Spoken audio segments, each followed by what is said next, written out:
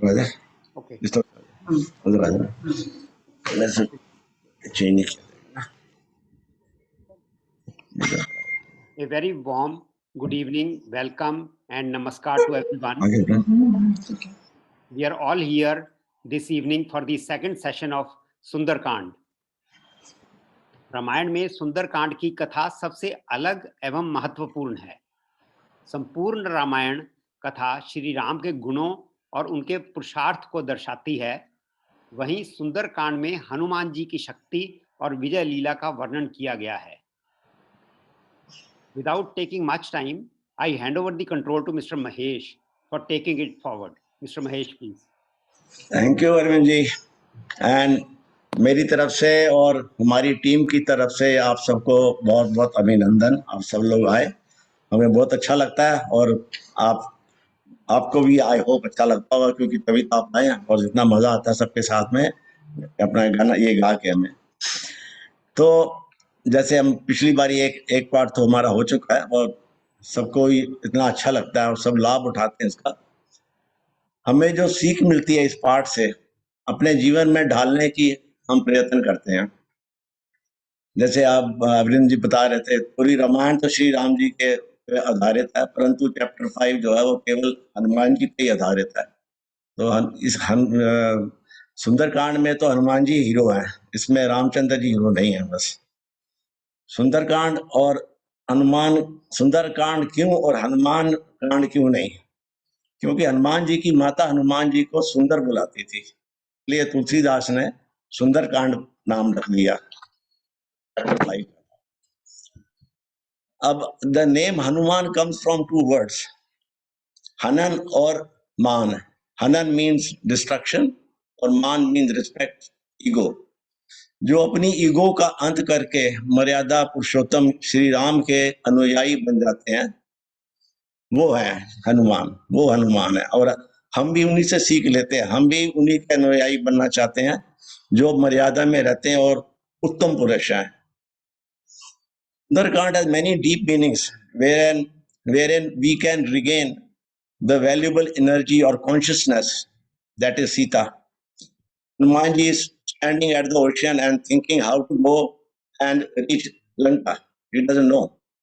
The Jambat, who symbolizes knowledge, जैसे दीक्षित साहब ने लास्ट टाइम भी बताया था, he inspires हनुमान जी. हनुमान जी को तो तब तक पता नहीं था कि मेरे में इतनी एनर्जी है. तो जब उन्होंने बताया तो हनुमान जी ने बोला अच्छा अब मैं जा रहा हूँ मेरे में. और रास्ते में कितनी कठिनाइयां हुई, उनका एक लक्ष्य था, मुझको वहां पहुंचना है और सीता जी से वहां से मिलना है मेरे को. तो हमें भी वही चीज सीखनी है कि हमने एक लक्ष्य होना चाहिए, जितनी भी कठिनाई हो हमें पार करना है और हमें अपने कॉन्शियसनेस को प्राप्त करना है. हमारे में सब में एनर्जी होती है, पर वो ये हमें मालूम नहीं होता. हम अपने कॉन्शियस को पहले वो करते हैं तब पता चलता है. तो अब चलिए आज की संध्या का शुभारंभ करते हैं. हम कुछ भी शुभारंभ करने से पहले ईश्वर की स्तुति करते हैं.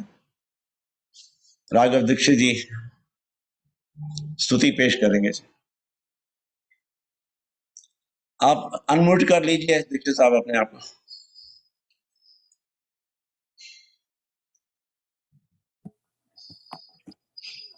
Thank you, Arvind. Thank you, Mahesh. Mahesh has been doing a wonderful job of coordinating everything. And I also, यहाँ पे मैं एक मिनट लेता हूँ कि जो हमारे बहुत से लोग जो कि कोविड से परेशान थे और उससे लड़ाई लड़के वापस आए हैं, उसमें अरविंद जी भी एक है जो कि इनके बच्चे दोनों कष्ट में थे. यहाँ पे दलवीर सिंह है कि नहीं है, पर दलवीर सिंह की मिसेस भी काफी परेशान रही है, आईसीयू और प्रेम कुमार साहब की मैडम भी, और तलवार और मिसेस तलवार भी अभी भी कोविड में परेशान है. अच्छा, परंतु आप कोई भी उनको फोन मत कीजिएगा, उन्होंने कहा है कि हम ठीक हो रहे हैं. और तो इसलिए हमारी सबकी शुभकामना है कि जो भी हमारे बरकड़ा के मेंबर्स हैं और उनके परिवार के लोग हैं जल्दी जल्दी ठीक होके आपके आए. और इसी के साथ में कि अब बरकड़ा धीरे धीरे करके ये कोविड का प्रभाव घट रहा है, तो हमने सोचा कि हम क्यों ना अपनी नॉर्मल एक्टिविटी शुरू करें और हाउसी का गेम भी शुरू किया जाएगा, जैसा कि अरविंद जी ने ऑलरेडी अनाउंस कर दिया है। सब लोग पार्टिसिपेट कीजिए, हरि भजन कीजिए। तो यहाँ पे जैसे कि बताया कि सुंदरकांड की बात हुई है, ऐसा है कि स्तुति की बात मैं कर रहा था। त्रेता युग था, रामचंद्र जी त्रेता युग में आया, उसके पहले था सतयुग था, जिसमें कि भगवान ने अवतार लिया, और उसके बाद त्रेता युग में राम का अवतार लिया, द्वापर में कृष्ण का अवतार लिया, कलयुग में मेरे हमारी इंतजार है। कलयुग के बाद तो वैसे भी उपसंहार है, संहारी है। तो त्रेता युग में जब पृथ्वी पर राक्षसों का बहुत अत्याचार बढ़ गया और ये धरती माता बहुत त्रस्त हो गई, अनाचार अत्याचार बढ़ा, तो सब धरती माता गौ के रूप में देवताओं के पास थी। देवताओं मुनियों से उन्होंने रिक्वेस्ट की कि कुछ हमारी हेल्प करिए, रक्षा कीजिए। तो देवताओं और मुनियों ने कहा कि देखो, हम ये तो पॉसिबल नहीं है, हम लोग खुद अब बड़े त्रस्त हैं, और ऐसा है कि चलो हम लोग सब मिलके ब्रह्मा जी के पास, जो हमारे ब्रह्मा जो हमारे रचयिता है ब्रह्मांड के, उनके पास चलते हैं। ये लोग सब गए, तो ब्रह्मा जी ने कहा कि देखो भाई, एक ही रास्ता है, हरि भजन करिए, भगवान की स्तुति कीजिए, हरि का हरि हरि हरि को बुलाइए, मैं भी इसमें आपकी कोई हेल्प नहीं कर पाऊंगा। तो प्रश्न उठा कि हरि को बुलाया कैसे जाए, कहाँ बुलाया जाए, बैकुंठ धाम में या क्षीर सागर जाया जाए? शंकर जी ने वहां पे उपाय बताया। शंकर जी ने क्या कहा, हरि व्यापक सर्वत्र समाना, प्रेम के प्रकट हो या मही जाना, काल जिस विदिशो माही, कहो सो कहा जहां प्रभु नाही। भगवान हर जगह व्याप्त है, हर दिशा में है, हर पल पे हर पल मौजूद है, हर देश में है, यत्र तत्र सर्वत्र भगवान हर जगह मिल जाएंगे। तो क्यों ना हम जहां पे हैं वहीं पे होके भगवान की स्तुति करें, और ये निश्चित है कि प्रेम से भगवान जरूर दर्शन देंगे, प्रेम से भगवान जरूर प्रकट होंगे। दोस्तों, कुछ ऐसा ही विध्वंसकारी कोरोना आजकल अपनी भीषणता से पृथ्वी पे आया हुआ है। आइए इस स्तुति को ध्यान से सुने और कामना करें कि जो भी हमारे मित्र लोग और सहयोगी और जितने भी विश्व के लोग, हम तो हमेशा सर्वे भवन्तु सुखिनः, सर्वे सन्तु निरामया, सर्वे भद्राणि पश्यन्तु, मा कश्चित् दुःखभाग् भवेत्। इस भावना के साथ हमेशा हम लोग रहते हैं। मैं आपको ये प्रार्थना जो उन्होंने उस टाइम की भगवान राम के लिए, भगवान हरि के लिए, और उसके बाद भगवान ने राम का अवतार लिया, वो मैं आपको यहाँ सुनाने जा रहा हूँ।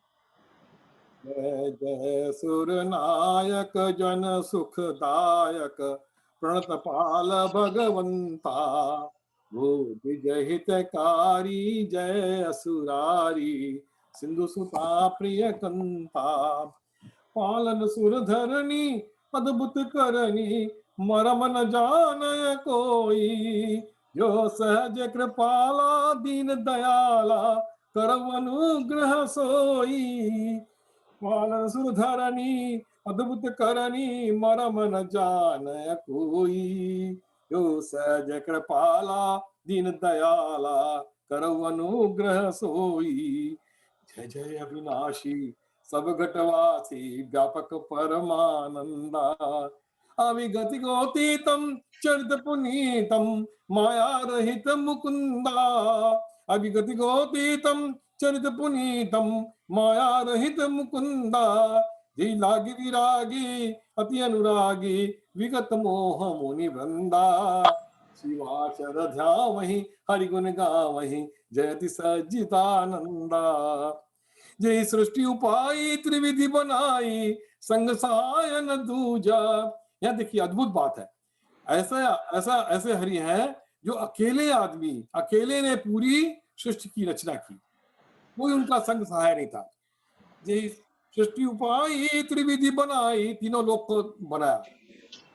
जय सृष्टि उपाई त्रिविधि बनाई, संग सहाय न दूजा, सो करऊ अघारी चिंता हमारी, जान भगति न पूजा।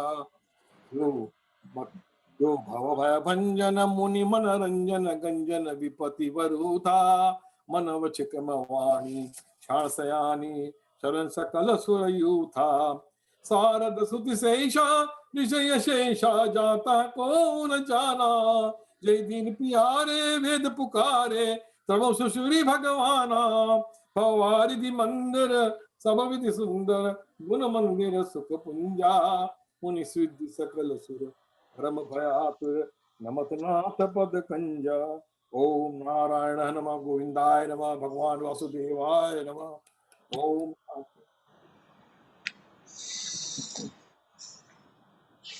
आगे बहुत चलिए। बहुत सुंदर किया जी आपने दीक्षित साहब, शुरुआत आपने बहुत सुंदर की।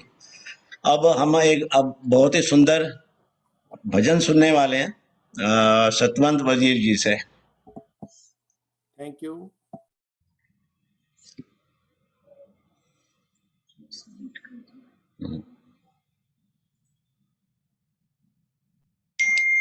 सतवंत वजीर जी। जी जी, नमस्कार सबको।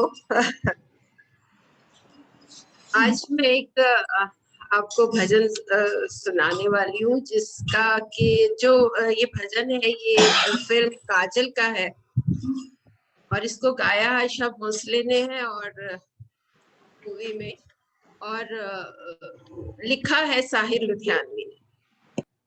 भजन से पहले एक दोहा है जो कि आशा भोसले ने तो तरन्नुम में गाया था, पर मैं उसे गा नहीं पाई फ्रैंकली स्पीकिंग। सो मैं उसको पढ़ूंगी और उसके बाद फिर भजन गाऊंगी, क्योंकि जो वो दोहा है उसमें इस भजन का पूरे भाव पता चलते हैं। Very beautiful. सो प्राणी अपने प्रभु से पूछे किस विध पाऊं तो है, प्रभु के हैं तुम मन को पाले पा जाएगा मोहे। प्राणी अपने प्रभु से पूछे किस विध पाऊं तो है, प्रभु कहे तू मन को पाले पा जाएगा मोहे।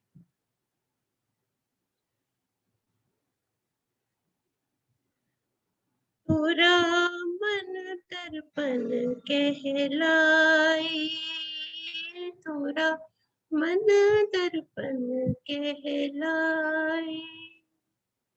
भले बुरे सारे कर्मों को देखे और दिखाए, मन दर्पण कहलाए,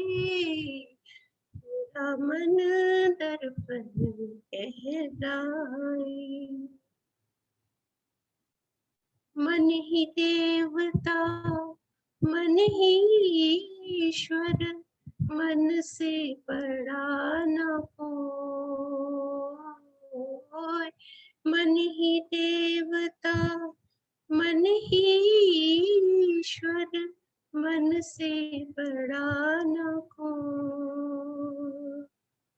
मन उजियारा जब जब फैले, जग उजियारा हो।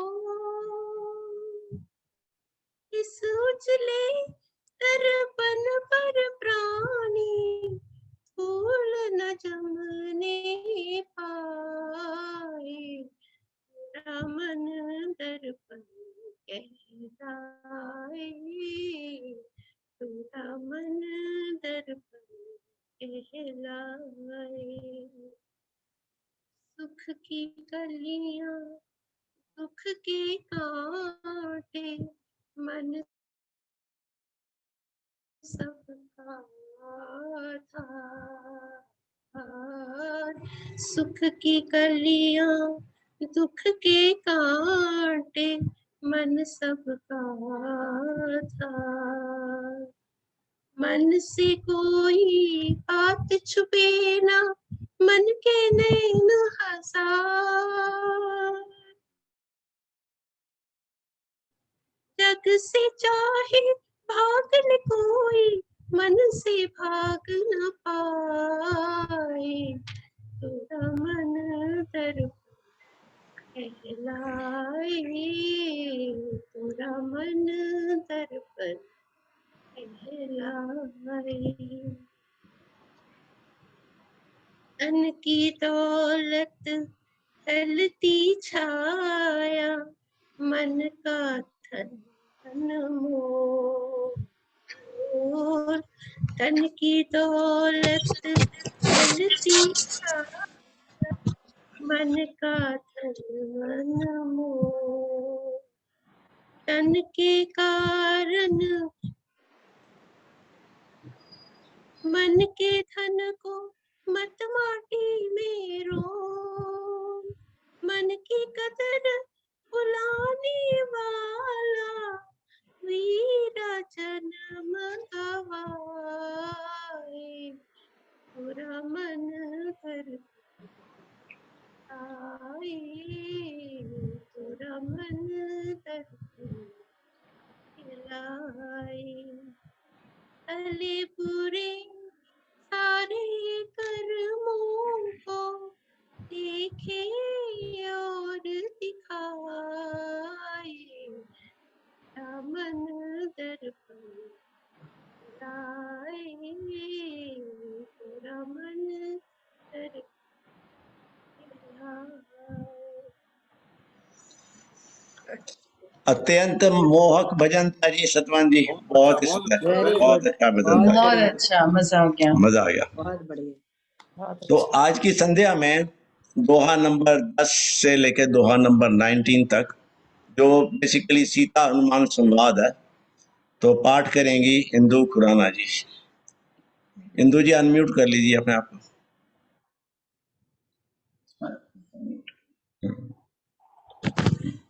नमस्कार जी, जय श्री राम।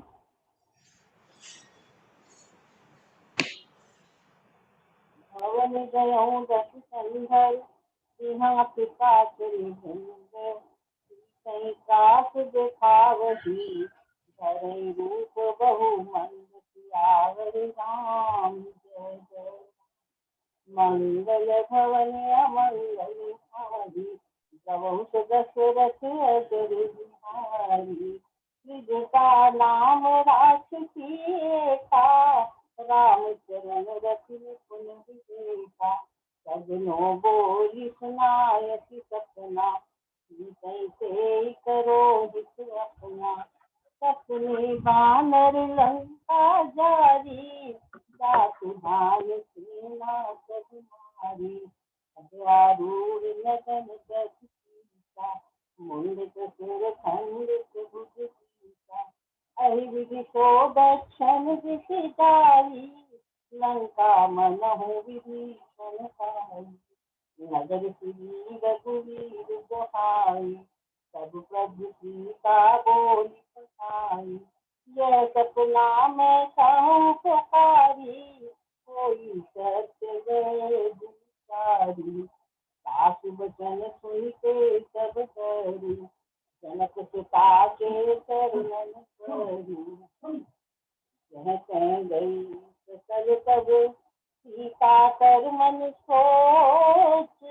मास दिवस बीत मोहि, मारे निश्चर कोट। सियावर राम जय जय राम, हरे प्रभु राम जय जय राम। मंगल भवन अमंगल हारी,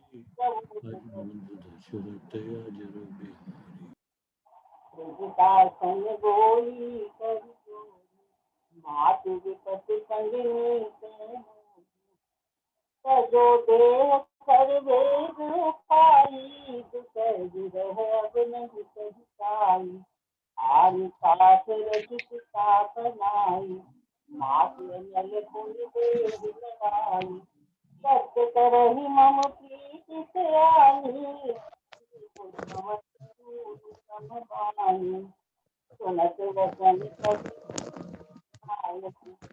प्रताप बल सुदर्शन नायक।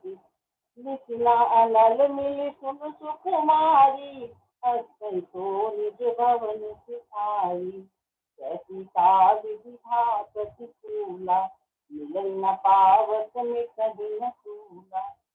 देखत जगत गगन अंगारा, अवरि न आवत एक अंकारा। आवक मैं कसी तवक लागी, मानव मोहि जान हथ लागी। सुनहि विनय मम विकट अशोका, सत्य नाम करु हनुमं सोखा। नूतन कुशलय अनल समाना, करहि निधाना। देखि परम वीर आकुल सीता, सोचन कपि कलप संगीता।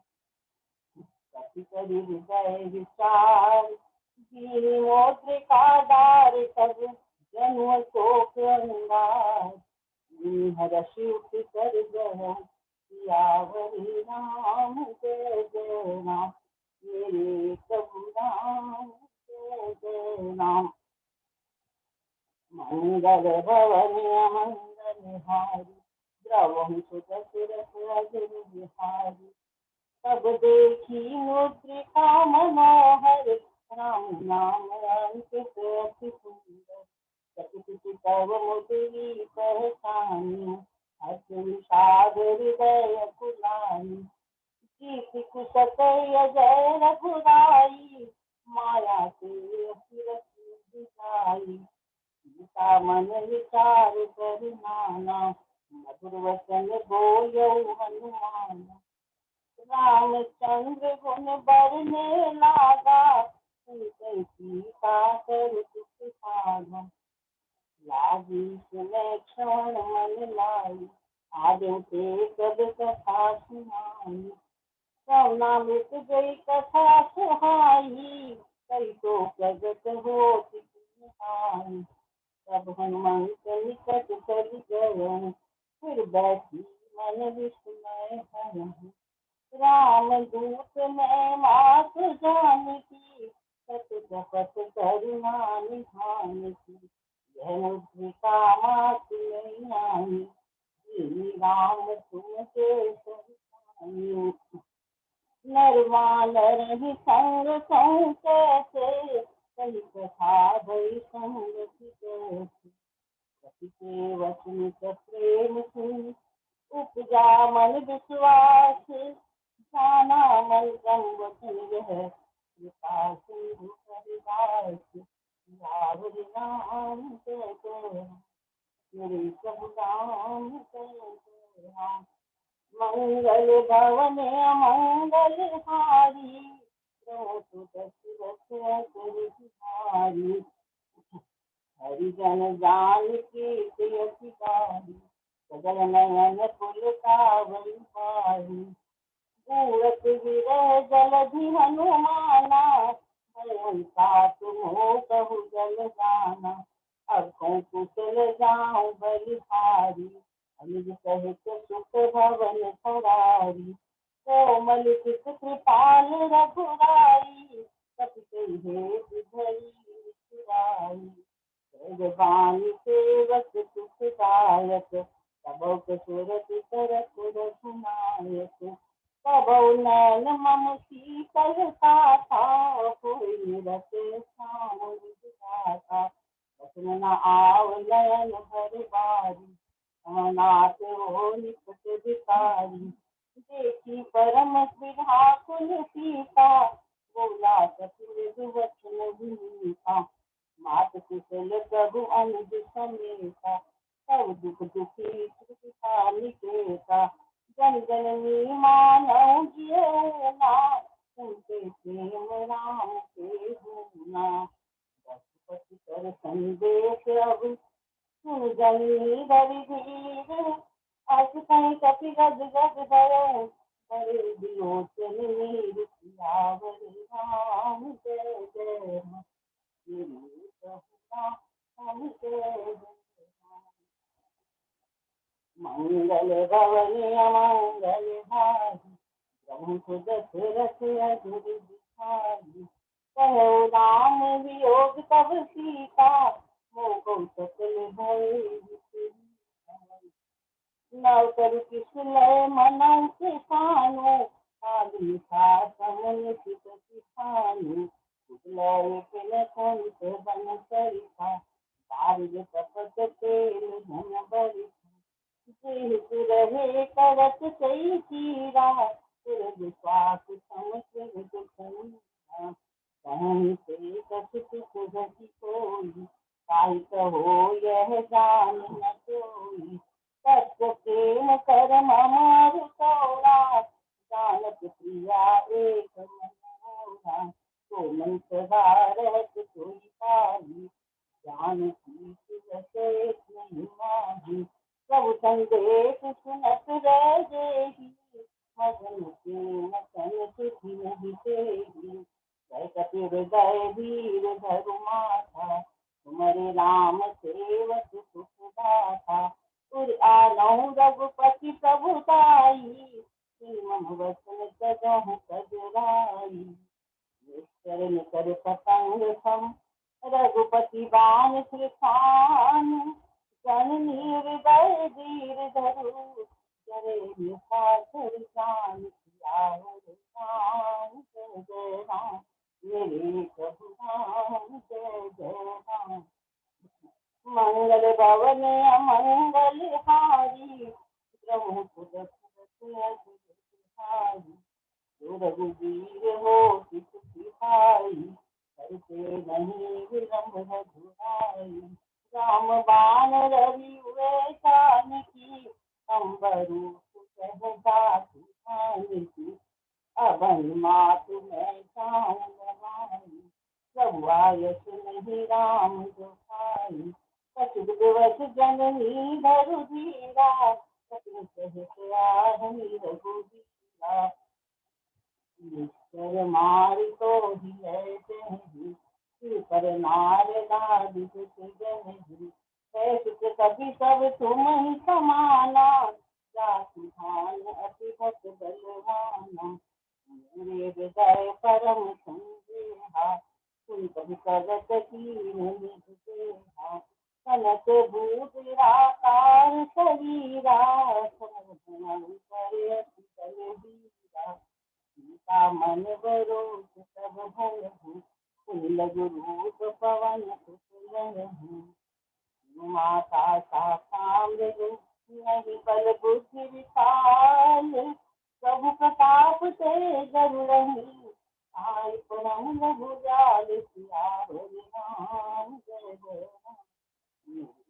राम जय जय राम।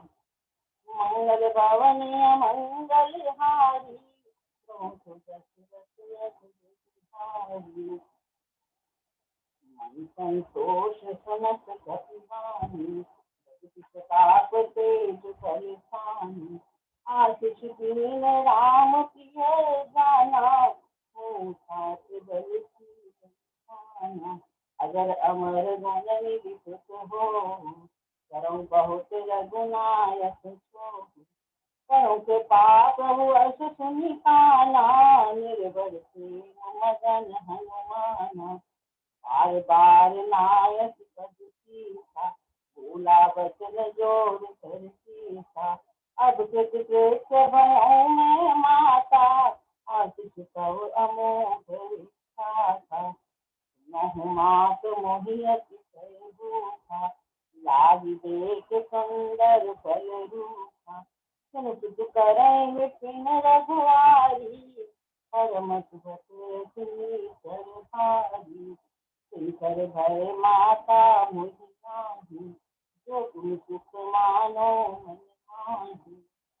देखी बुद्धि बल निपुण कपि, कहु जानकी जाहु।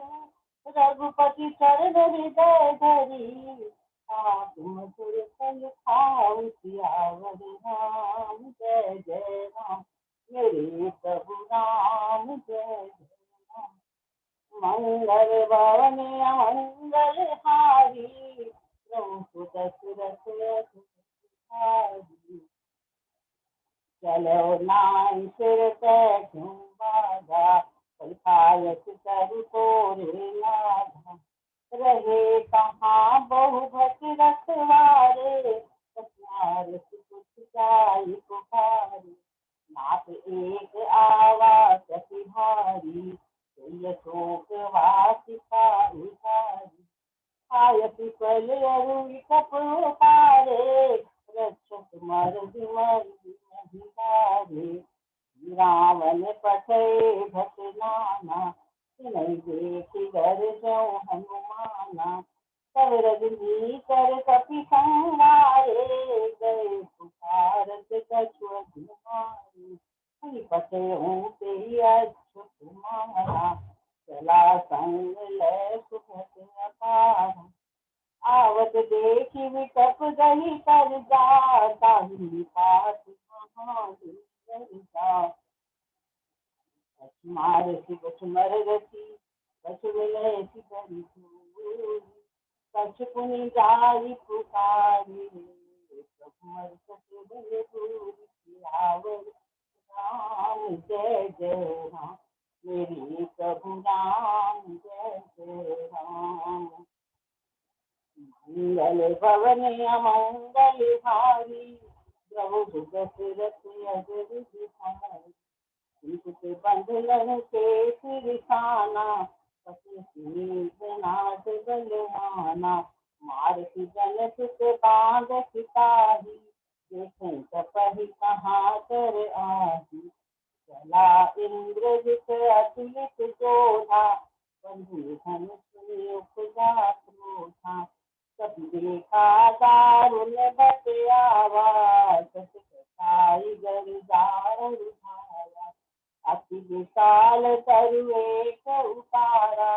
बिरत जीवन कुमारा रही महाबत ताके संगा गई गई कपि मर गई संगा में पाति ताहि सन बाजा बिरे जुगल मानहु बज राजा मुखिका मारी चढ़ा कर जाई ताहि एक सन मुरझाई गौरी की बहुमाया न जाई कभन जाया समस्त से सांधा कपि मन कीन विचार जो न ब्रह्म मानहु महिमा मिटे अपार यावरे राम मेरे प्रभु राम जय जय राम मंगल भवन अमंगल हारी गवहु सुदशरथ अजर बिहारी समबान कपि कहु कई मारा पर चौबार कटक संहारा देखा कपि मूर्छित भयहु नाग पास बांध सिले गयहु जासु नाम जपि सुनहु भवानी भव बंधन का कहि न जानी सासु दूत की बंद तरुआवा प्रभु कारज लगी कपई बंधावा बंधन सुनि नेत्र भाई कौतुक लागी सभा सब मुकुट भागी कपि जाई कहीं न जाई कछु अति कपुताई कर जोरे सूरज से कभी नीता देखी लोकत सकल सजीता देखी प्रताप न कपि मन शंका दुनिया हुजन महु करुण असंका कपहि विलोकित सानन जेता कहि दुर्वाद कुछ बद करत कीन पुनि चार गए विषाद सियावर राम जय जय राम मेरे प्रभु राम जय जय राम मंगल भवन अमंगल हारी गवहु सुदशरथ अजर बिहारी दयाल बिरध संहारी हरौ नाथ मन संकट हारी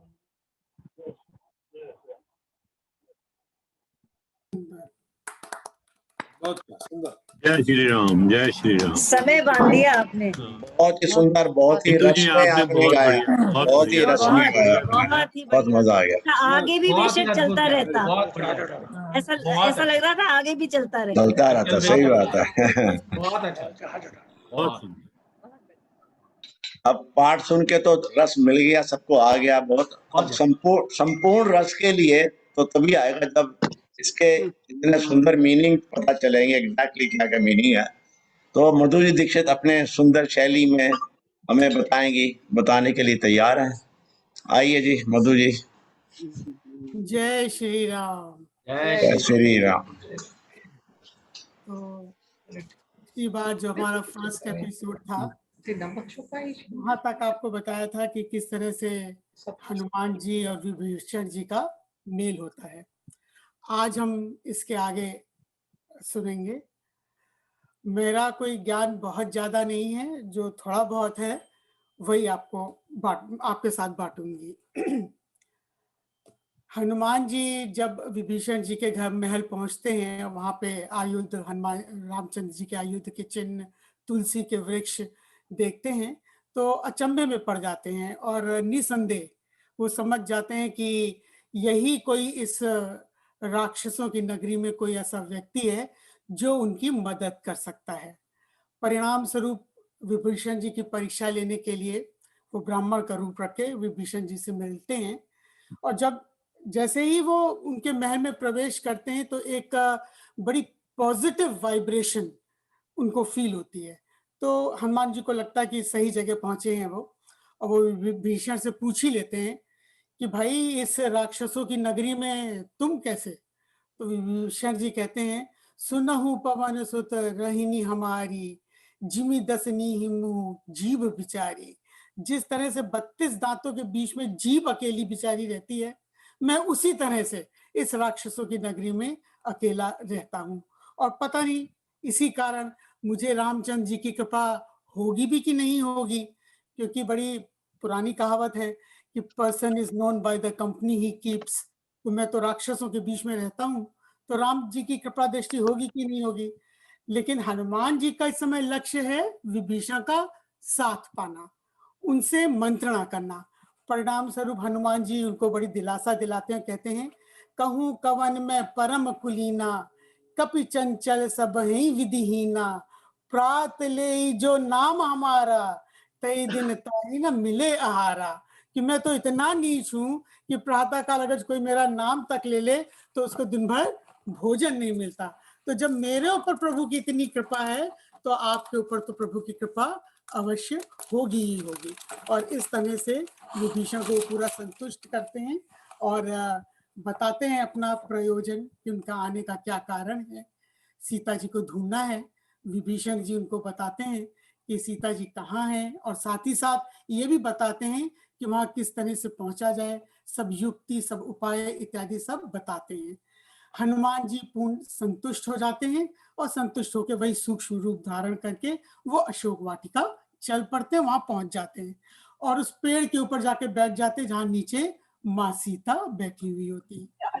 माँ सीता को देख के बहुत ही दुखी हो जाते हैं हनुमान जी, क्योंकि वो वियोग में अपनी सुध-बुध तक खो बैठी हैं, बिल्कुल मतलब निष्प्राण सी जैसे बैठी हैं। इतने में वो देखते हैं कि रावण जो है वो मंदोदरी और अन्य रानियों के साथ प्रवेश करते हैं। ध्यान देने योग्य बात है कि रावण अकेला नहीं आया है, वो मंदोदरी और अन्य रानियों के साथ सीता के पास आया है। तो जैसे ही सीता आती हैं, तो जैसे ही रावण आता है तो सीता क्रुद्ध हो जाती हैं। रावण सीता को अपने वश में, उसका लक्ष्य है कि सीता को अपने वश में करे। परिणाम स्वरूप वो सीता से कहता है कि उस लक्ष्य को पूर्ति करने के लिए वो सब साम दाम दंड भेद सब प्रकार की नीतियों को अपनाना आरंभ करता है। बहुविधि खलसी तही सुझावा, साम दाम भय भेद दिखावा। तो जैसे हमारी जो फर्स्ट हिस्टोरिकल लिटरेरी एविडेंस है हिंदू पॉलिटी की, वो है कौटिल्य का अर्थशास्त्र। तो कौटिल्य के अर्थशास्त्र में भी शत्रु को कैसे वश में किया जाए, अंतिम लक्ष्य तो युद्ध ही है कि युद्ध के द्वारा आप शत्रु को वश में कर लेते हैं। लेकिन कौटिल्य ने भी कहा है कि युद्ध जब तक अनिवार्य ना हो जाए तब तक नहीं करना चाहिए। और यही यहाँ पे रावण कहता है कि साम दान भय भेद, इन सब को, भेद अंतिम है, युद्ध अंतिम है, सीता को वशपूर्वक बलपूर्वक अपने वश में करना अंतिम है। उसके पहले उनको हमें साम दाम दंड भेद से अपने वश में करना चाहिए। साम का तात्पर्य समाधान, अर्थात एक धैर्य पूर्वक समझाएं आप शत्रु को कि किस तरह से उनकी बात मान जाए। उसके बाद दान, दान का मतलब है प्रलोभन, उसको टेमिंग करें। जैसे कि हम जानवर होता है ना, कोई उसको अपने वश में करना होता तो एक हाथ में हम खाना रखते हैं और उसको बुलाते हैं, तो उसी तरह से शत्रु पक्ष की कमजोरी समझ करके उसको अपने वश में करें। और तीसरा है भय, जिसे कौटिल्य ने दंड कहा है। तो दंड से ही भय उत्पन्न होता है, कहते हैं ना भय, इसमें ही हम पढ़ेंगे आगे, भय बिन प्रीत न होए गोसाई, तो ये अंत में इसी हम सुंदरकांड में देखेंगे। तो डर से उनको अपने वश में करना चाहता है और कहता है सीता तय मैम कृत असमाना कटेहू तब सिर कठिन कृपाना, कि अगर तुमने बात नहीं मानी तो मैं तुम्हारा सर कृपाण से काट दूंगा। लेकिन सीता उनकी तरफ ध्यान नहीं देती हैं और लालच में उन्होंने अपने, यहाँ तक वो कह देते हैं रावण कि मैं मंदोदरी तक को तुम्हारी सेविका बना के रखूंगा, तुम्हें पटनारी बना के रखूंगा। लेकिन जब सीता किसी तरह नहीं मानती तो रावण कहते हैं कि तुम्हें महीने भर का समय है, अगर जो महीने भर के अंदर तुमने बात मेरी नहीं सुनी तो फिर मैं तुम्हें मार डालूंगा। मास दिवस महु कहा न माना तो मैं मरबे काढ़ी कृपाना, तो मैं कृपान से तुम्हें मार दूंगा। जब इतना सब रावण करता है तो सीता भूमि से एक घास का तिनका, जिसे हम धूप कहते हैं, बड़ी पवित्र चीज होती है, हम हवन में भी कंडात चढ़ाते हैं, तो उस धूप को अपने मुंह के आगे कर लेती हैं और बहुत ही मनोबल उनका बड़ा बढ़ जाता है धूप को पकड़ते ही, और उस मनोबल के आधार पर बड़े कटु शब्द वो रावण को बोलती हैं, कहती हैं खल सुधी नहीं रघुबीर बाण की, कि तुम्हें रामचंद्र जी के बाणों की खबर ही नहीं है जो तुम इस तरह मुझसे बोल रहे हो। जिस दिन रामचंद्र जी आएंगे ना तुम्हारा सब कुछ नष्ट हो जाएगा। अब यहाँ प्रश्न ये उठता है कि सीता जी एक तिनके का सहारा क्यों? अगर जो उन्हें पर पुरुष की छाया से बचना था तो साड़ी धोती का पल्लू कर लेती, लेकिन तिनका क्यों? तिनका जहां तक मेरी समझ में आए, मैंने जो पढ़ा थोड़ा इधर उधर से भी, जो मेरी जो समझ है कि तिनका भूमि से उपजा है और माँ सीता भी भूमि देवी की पुत्री हैं, तो इस रिश्ते से तो वो भाई बहन हुए। और जैसा कि हमारे वेदों में भी लिखा है कि जो लड़की कन्या जो स्त्री है वो जब छोटी होती है तो बाप के संरक्षण में, बड़ी हो जाती है तो युवा भाई, विवाह के बाद पति, और वृद्धा जब हो जाती है तब पुत्र के संरक्षण में अपने आप को सुरक्षित महसूस करती है। तो भाई का जो बल है, भाई का जो मनोबल उसे मिलता है इस तिनके से, तो उसका सीता जी को बहुत ज्यादा हिम्मत बनती है और इस तरह से वो कटु वचन बोलकर रावण को दूर रहने के लिए कहती हैं। और रावण फिर अपनी राक्षसियों को आदेश देके कि सीता को परेशान किया जाए, रावण चले जाते हैं। और सारी जो राक्षसियां हैं वो भयंकर रूप धारण करके और बड़े डरा के सीता जी को डराने का प्रयत्न करती हैं कि वो रावण की बात मान जाए। अब हमें यहाँ एक और कैरेक्टर मिलता है त्रिजटा का। त्रिजटा जो कि यहाँ की शायद मुख्य राक्षसी हैं और उनका राम के प्रति अनुराग है। क्यों? क्योंकि वो विभीषण की पुत्री हैं, इसलिए माँ सीता के प्रति एक उदार भाव वो रखती हैं। और यहाँ पर दोहरी तलवार की नीति वो अपनाती हैं। एक तरफ तो वो राक्षसियों से कहती हैं कि उन्होंने स्वप्न देखा कि श्रीलंका जो है वो जल रही है, सारे राक्षस मारे जा रहे हैं, सब तरफ त्राही त्राही मची है और सब कुछ नष्ट हो जाएगा, ऐसे डरा के वो राक्षसियों को सीता से दूर करती हैं। और दूसरी तरफ सीता को धैर्य बंधाती हैं। सीता जो कि बहुत ही ज्यादा वियोग में दुखी है, यहाँ तक कि वो अपने प्राणों को त्यागने तक की बात करती हैं। तजो दह करू बेगी उपाय, दसों बिरहूं कब नहीं सही जाई, कि अब मुझसे बिरहा की जो ये बात है नहीं सही जाती है और मैं अपना देह तक त्यागने को तैयार हो जाती है। तब त्रिजटा उनको धैर्य बंधाती है कि अरे भाई, प्रभु राम के तो शक्ति से आप परिचित ही हो, प्रभु राम आएंगे, सबको सब कुछ समाप्त करके आपको ले जाएंगे, आप दुखी मत हो। तो इस तरह से दोहरी तलवार की तरह, दोहरी धार की तरह वो तलवार का काम करती हैं। जब हनुमान जी ये सब दृश्य देख रहे होते हैं तो उन्हें लगता है कि अब सही समय आ गया है, और वो ऊपर से अंगूठी डाल देते हैं। अब बड़ा मतलब मार्मिक चित्रण है, इतना मतलब सुंदर चित्रण एक साधारण मनुष्य की रूप का उन्होंने किया है गोस्वामी तुलसीदास जी ने। जैसे ही अंगूठी उनके पास गिरती है तो सीता जी अंगूठी उठा के तुरंत पहचान लेती है, क्योंकि ये वही अंगूठी होती है जो उन्होंने राम को नाव उतराई दी थी केवट को देने के लिए। तो वो बड़ी हर्षित होती हैं देख के अंगूठी। उन्हें लगता है कि शायद राम के पास से ये कैसे आ गई हमारे पास, क्योंकि डुप्लीकेट तो वो अंगूठी बन नहीं सकती, ट्रेडमार्क सीता जी के पास था, तो डुप्लीकेट वो अंगूठी बन नहीं सकती। अब वो शंका भी है उनको कि ये अंगूठी क्या किसी ने राम को मार दिया, क्या उनको कैद कर लिया, बड़ी शंका में है वो कि अंगूठी यहाँ आई कैसे। फिर उसके बाद हनुमान जी उनकी शंका पे समझ जाते हैं और वो पूरा बताते हैं, कथा सुनाते हैं कि किस तरह से वो ये समुद्र पार करके यहाँ आए हैं, उनका क्या लक्ष्य है, और रामचंद्र जी ने उन्हें भेजा है, वो राम के दूत हैं। तो सीता माँ कहती भाई सामने आओ, तो हनुमान जी सामने प्रकट होती हैं। सीता फिर पुरुष है, अपना मुंह मोड़ लेती हैं। तो हनुमान जी कहते हैं भाई वो तो प्रभु भक्त हैं, राम के भक्त हैं, और आप मेरी माँ समान हैं। तो इस तरह से फिर सीता जी उनको देखती हैं। अब सीता जी जब उनको देखती हैं एक बंदर के रूप में तो उन्हें बड़ी ही हैरानी होती है। वो कहती हैं नर बानर ही संग कहूं कैसे, कही कथा भाई संगति जैसे। कि भाई ये नर और बानर का साथ कैसे, राम और तुम्हारा साथ कैसे। तो फिर हनुमान जी कहते हैं कि भाई हरि जन जानी प्रीति अरि गाढ़ी, जो भी हरि को भज लेता है, जो भी हरि की उपासना करता है, हरि तो उसी के हो जाते हैं, चाहे कोई भी हो। तो इस तरह से उनको, सीता जी को ऐसा लगता है जैसे एक डूबते व्यक्ति को जहाज दिख गया हो, तो उन्हें हनुमान जी को देख के वैसा ही सहारा उन्हें मिलता है।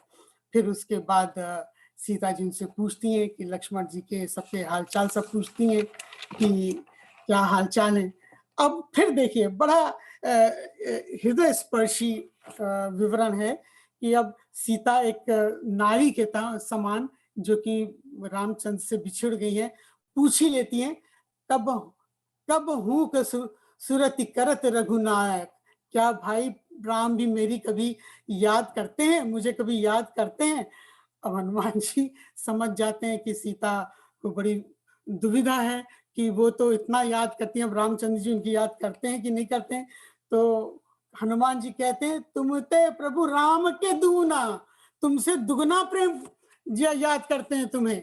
तो इस तरह से उनकी सारी शंका दूर करते हैं हनुमान जी। फिर उसके बाद अब जब सीता की कुशल क्षेम जान जाते हैं, समझ जाते हैं, तब हनुमान जी का दूसरा लक्ष्य है रावण के दरबार में जाना और रावण की शक्ति का पता लगाना। परिणाम स्वरूप अब वो कैसे जाएं, तो फिर वो कहते हैं कि हम पूरी सेना लेके आएंगे रामचंद्र जी और सब समाप्त कर देंगे। तो सीता जी को फिर शंका, वो कहती है कि ये छोटे छोटे बानर और इन विशालकाय राक्षसों के साथ लड़ेंगे कैसे, मोर हृदय परम संदेहा। तो उनके हृदय में बड़ा संदेह है। तब वो अपना विशाल रूप हनुमान जी दिखाते हैं और माँ से आज्ञा लेते हैं, कहते हैं कि मुझे बड़ी भूख लगी है, मैं कुछ यहाँ के फल खा लूं। तो भूख तो क्या, ये तो एक बहाना है, क्योंकि जैसे कहते हैं ना कि अगर जो आपको किसी को अपने घर प्रवेश करना हो किसी के घर में, तो आप उसके घर के दरवाजे खिड़की तोड़ना शुरू कर दीजिए। तो या तो मालिक स्वयं बाहर निकल के आएगा या अपने सेवकों को कहेगा कि जाके देखो कौन बदमाश बाहर हमारा घर तोड़ रहा है, शीशे तोड़ रहा है। वही हुआ। सीता ने जब उनको आज्ञा दे दी तो हनुमान जी ने फल क्या खाना था, अटरोक वाटिका को उन्होंने तहस नहस करना शुरू कर दिया, उजाड़ना शुरू कर दिया। जो इतने राक्षस थे उनको मारना शुरू कर दिया, जहां पेड़ वेड़ उखाड़ के उनको मारना शुरू कर दिया। बड़ी मुश्किल से कुछ चंद राक्षस जो थे भाग के वो रावण के दरबार पहुंचे और सारी कथा सुनाई कि कैसा एक वानर है जो पूरी अशोक वाटिका उजाड़े जा रहा है। और रावण ने फिर कुछ और राक्षस भेजे, उन सबको भी नष्ट कर दिया, मार डाला। फिर रावण ने अपने पुत्र अक्षय कुमार को भेजा। अक्षय कुमार जैसे ही वहां पहुंचे, रावण ने फिर हनुमान ने एक वृक्ष उखाड़ा बड़ा सा और अक्षय कुमार के ऊपर मारा। अक्षय कुमार मर गया। अक्षय कुमार की मौत का समाचार जब रावण को मिला तो रावण आग बबूला हो गया और उसने अपने सबसे योग्य पुत्र मेघनाथ को भेजा कि जाके इस संदेश के साथ भेजा कि हनुमान जी को मारना नहीं है, पकड़ के लाना है। मैं भी तो देखूं कि कैसा वानर है जो इतना कहां से आया है, जो इतना सब तहस नहस कर रहा है। मारसी जनी सुत बांधे सुताही, देख ही कपि कहां कर आई। तो मैं देखना चाहता हूं कि वानर कौन है, कहां से आया है, तो उसको पकड़ के लाना है। मेघनाथ जाते हैं। अब हनुमान जी को मजा आता है कि चलो 2 शेरों की लड़ाई है। अब तो अभी तो सब ऐसे ही थे छोटे मोटे, अब एक योद्धा के साथ मुकाबला होगा। बड़ा जबरदस्त युद्ध होता है। हनुमान जी एक बड़ा सा वृक्ष उठाकर मारते हैं जिससे मेघनाथ का रथ चूर चूर हो जाता है। मेघनाथ के पास मायावी शक्ति भी है। इस शक्ति से वो हनुमान जी को कई बार पकड़ने की कोशिश करता है, लेकिन हनुमान जी प्रभु के भक्त हैं तो उनको कहाँ पकड़ सकता है कोई। तो एक बार इतना हनुमान जी जोर से वार करते हैं कि मेघनाथ मूर्छित तक हो जाता है, लेकिन एनीवे वो उठता है और फिर अंत में वो ब्रह्म बाण चलाता है। जब ब्रह्म बाण चलाता है तो हनुमान जी पेड़ के से नीचे गिर जाते हैं मूर्छित से होके। तो ये भी वास्तव में उन्हें पकड़ नहीं सकता था मेघनाथ, लेकिन हनुमान जी सोचते हैं कि अब अगर जो ब्रह्म बाण को उन्होंने बेकार कर दिया तो ये ब्रह्म बाण का की महिमा का अपमान होगा।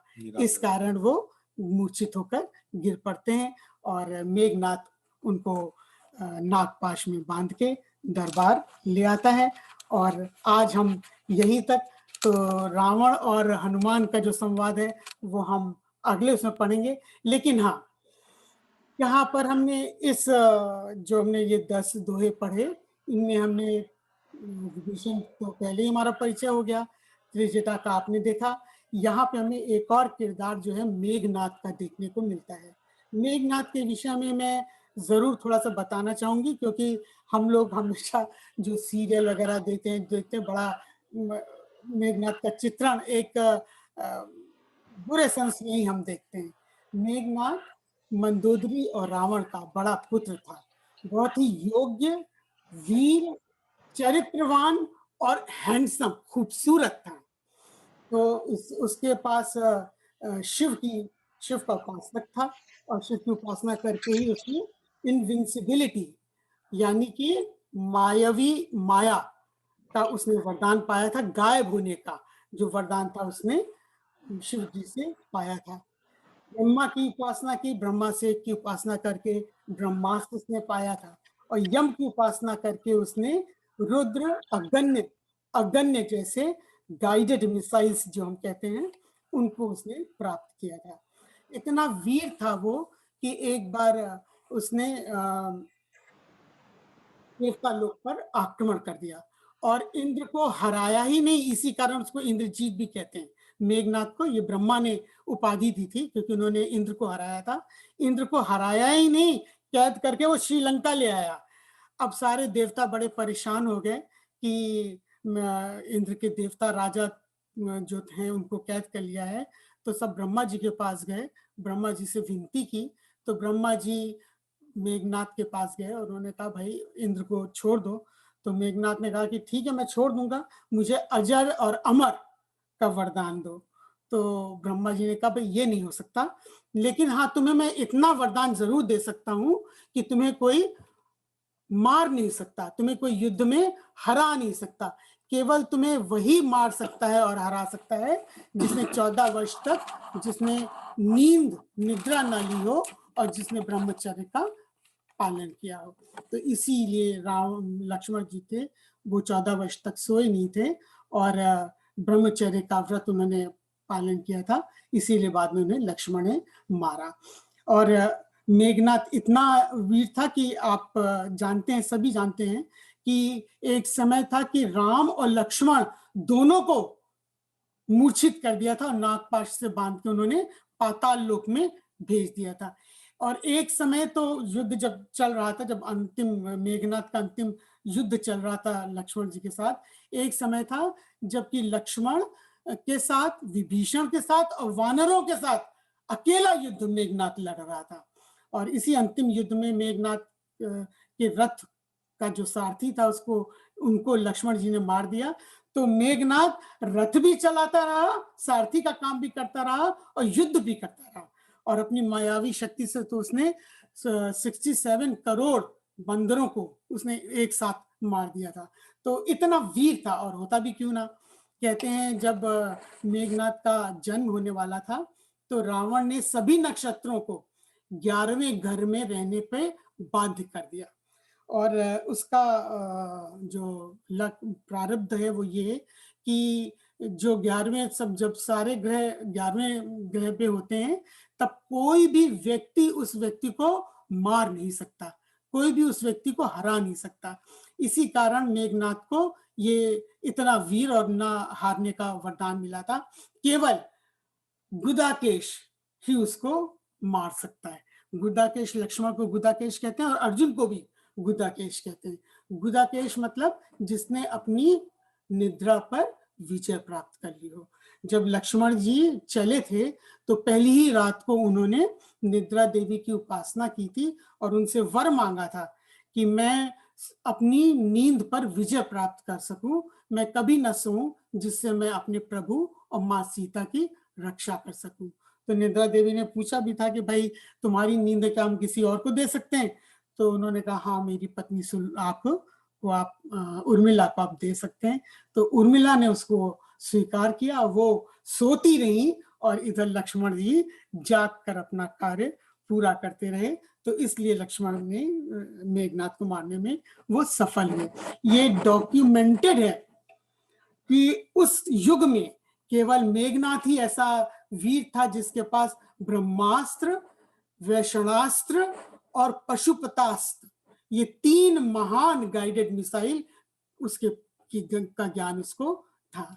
मेघनाथ इस कारण भी लक्ष्मण द्वारा मारा गया क्योंकि कहते हैं कि जो मेघनाथ की पत्नी थी सुलोचना, उस पर आसक्ति थी मेघनाथ की और वो पाताल लोक की राजकुमारी थी और पाताल लोक के राजा थे शेषनाग। तो सुलोचना को प्राप्त करने के लिए मेघनाथ ने पाताल लोक पर आक्रमण कर दिया और शेषनाग के साथ भयंकर युद्ध हुआ। कोई समझ ही नहीं आ रहा था कि कौन जीतेगा। तो सुलोचना ने विवाह कर लिया मेघनाथ से। परिणाम स्वरूप जो शेषनाग थे उन्होंने चुनौती दी थी कि वो अवतार लेंगे और तुम्हारा वध करेंगे। तो आप सब जानते हैं कि लक्ष्मण शेषनाग के अवतार थे और उन्होंने अवतार लिया और इस तरह से उन्होंने मेघनाथ को मारा। तो इस तरह से लक्ष्मण के हाथों एक महान योद्धा, महान ज्ञानी, महान विद्वान और महान खूबसूरत और चरित्रवान इसलिए कि उसने रावण से कहा था कि तुम सीता को छोड़ दो क्योंकि राम छोड़ेंगे नहीं तुम्हें, राम युद्ध करेंगे और इस युद्ध में हानि ही होनी है। तो इस कारण ये अधर्म का युद्ध होगा, आप सीता को छोड़ दे। लेकिन रावण ने नहीं सुनी और उसका न सुनने का भी कारण था, कहते हैं कि वो जय विजय विष्णु के दरबार के द्वारपाल थे। तो एक बार उनको श्राप दिया था कि भाई तुम 7 जन्म या तो प्रभु के सेवक बनकर रहो या 3 जन्म उनके दुश्मन बन के रहो, तब उद्धार होगा तुम्हारा।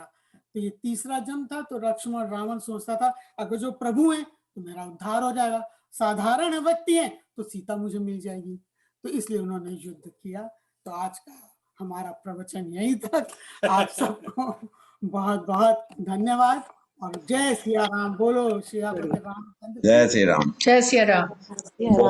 बहुत ही बढ़िया था पाठ। बहुत उम्दा, पाठ सुन के बड़ा मजा आया। उसके बाद में बहुत भावार्थ सुन के तो मेरे ख्याल है यहाँ तक हम रस में डूब गए हैं सब लोग। बहुत अच्छा मधु जी, बहुत ही सुंदर। बहुत ही बढ़िया, थैंक यू, बहुत कुछ सुंदर। फैक्ट्स ऐसे हैं जो हमें मालूम नहीं थे, वो सुनकर बहुत अच्छा लगा। हाँ, बहुत सही सही में, सही में। बात। महाभारत था। बिल्कुल मधु आवाज जी में तो बहुत मजा डिस्क्रिप्शन ही बहुत अच्छा देती है, बहुत ही इतना अच्छा अच्छा, नहीं, कई बहुत चीजें अच्छा ऐसी हैं जो हमें description पता ही नहीं देती है। थी, कितनी कितनी बातें हमको मालूम ही नहीं थी, वो सब पता चल रही हैं अभी। आया।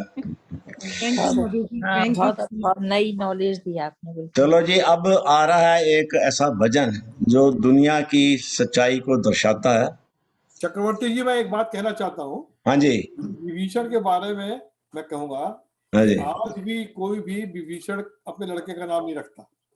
सही बात है। भगवान का भक्त है, सब कुछ है, और विभीषण का नाम कोई रखता, क्योंकि वो 6 कॉलमिस्ट था, वो छिपा हुआ था।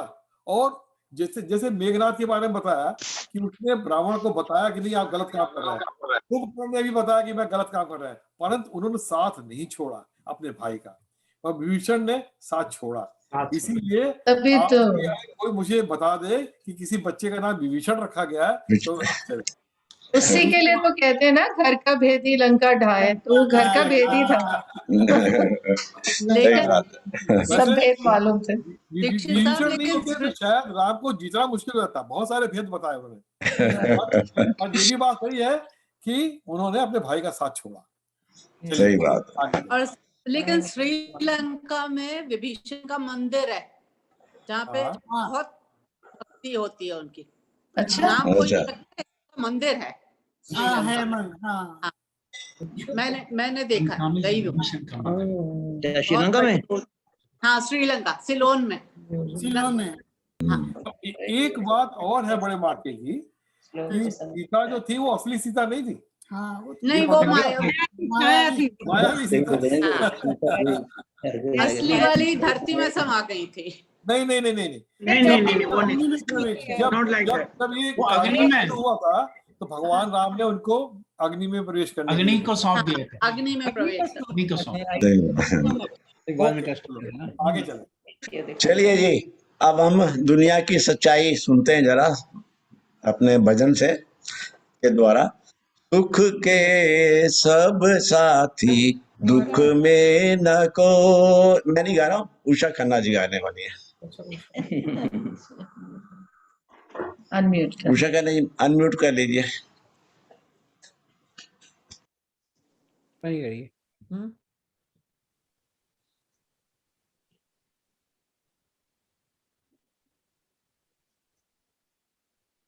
जय श्री राम। मैं आज ये भजन लाखों लोगों के लिए समर्पित करना चाहती हूँ जो इस महामारी के कारण आज हमारे बीच में नहीं रहे। जय श्री राम। तो भजन प्रस्तुत है, श्री राम भजन।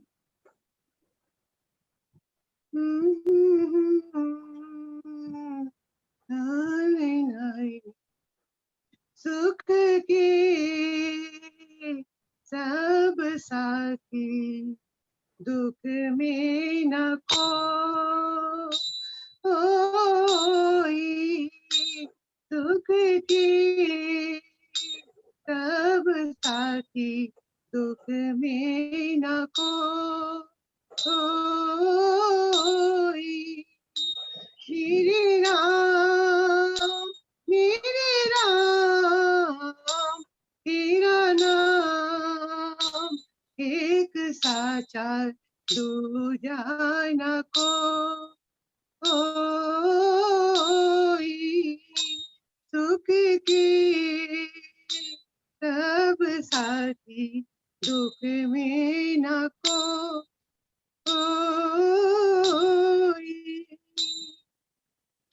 जीवन आनी जानी छाया, ओ जीवन आनी जानी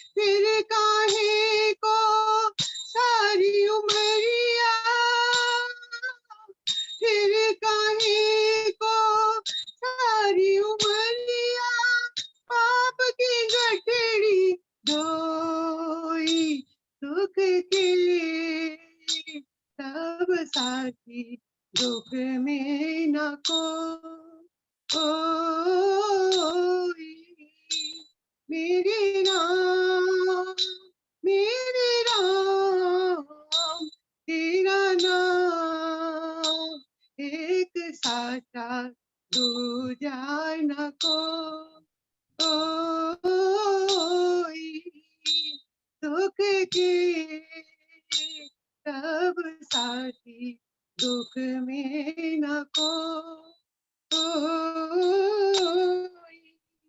ना कुछ तेरा ना कुछ मेरा, ओ ना कुछ तेरा ना कुछ मेरा, ये जग जोगी वाला फेरा, राजा हो या रंग सभी का, राजा हो या रंग सभी का, अंत एक सा होई, दुख के सब साथी दुख में न कोई, मेरे राम तेरा नाम एक साचा दूजा न कोई,